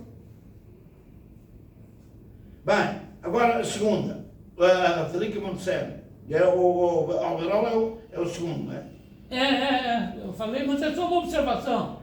Não, Federica Monteserra, eu, por exemplo, eu sabia através do João Freire, mas já sabia que ela tinha um poder de livre, com decisões e mais decisões. Não, os velhos, não quero ser negativo, os velhos acabaram historicamente.